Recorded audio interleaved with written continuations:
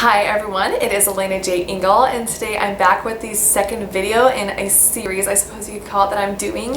I have been reading through the Anne of Green Gables books. There are 8 books in the series, and in these videos I'm going to be talking about my favorite names from the books and the names I find most interesting. If you're looking for names of the main characters in the books, this is not the best place to find them, but there are so many names in those novels that you will definitely recognize some of these here. So today's book I'm going to be talking about is Anne of Avonlea, the second book in the series.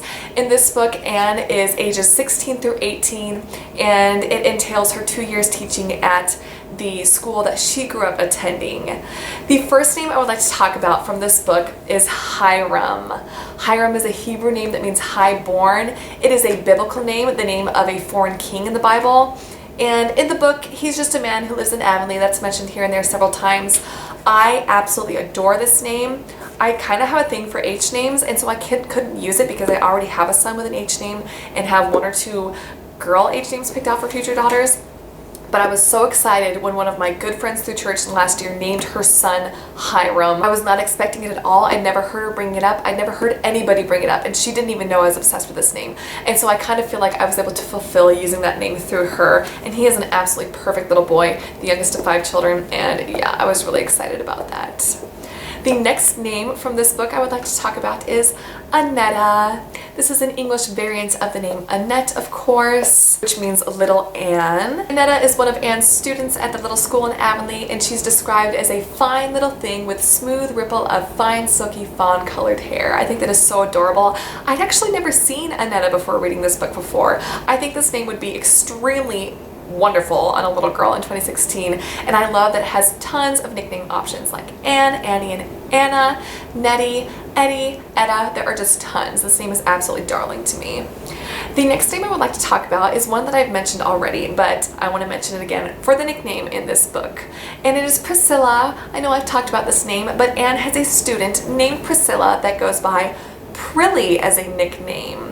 Prillie is described as the small beauty with the long brown curls and hazel eyes. Prillie Rogerson is her name in the book. And I was really excited because my daughter Brenna has never heard me say this name before, but when my friend Amelia was in town in February this year, Amelia brought her this beautiful doll from the Caribbean islands, and she named her Prillie all on her own. I thought that was crazy adorable. And Priscilla, like I've mentioned in other videos, is a name where a lot of people say they like it, but they don't know what to use as a nickname.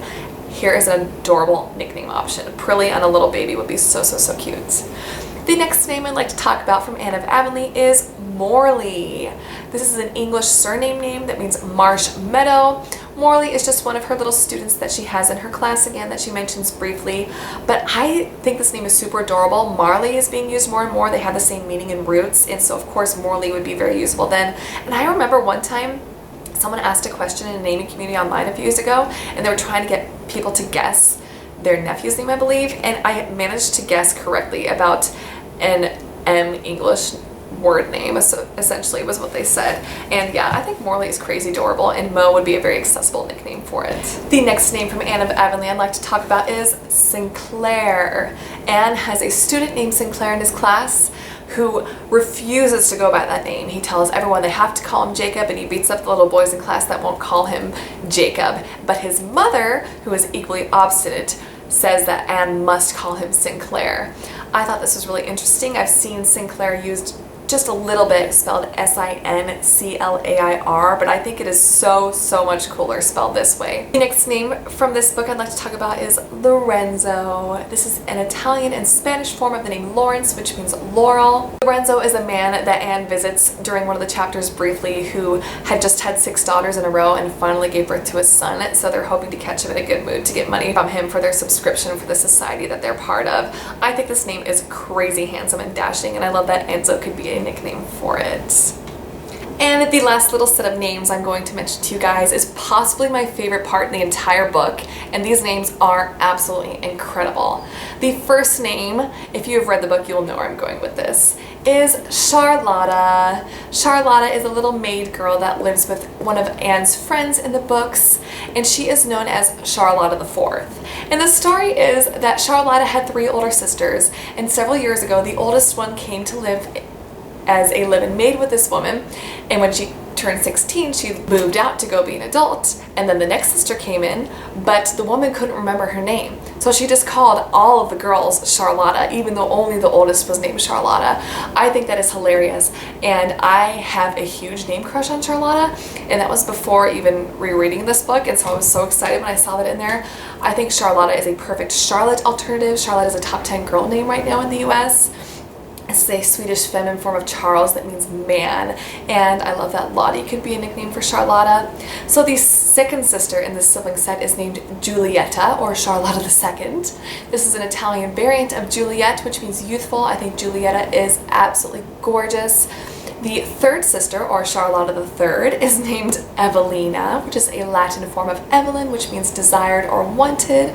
Beautiful name with a beautiful meaning. This is the name that I strongly associated with my friend Amelia, who is Everything Baby Names on YouTube, because this name has been in her top names before.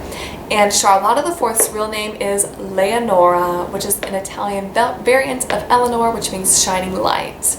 So these sisters, if you didn't catch that, are named Charlotta, Julieta, Evelina, and Leonora. Most beautiful sibling set ever. I'm just crazy about all of those names. Those are the last names for this video. Thank you so much for watching. Bye.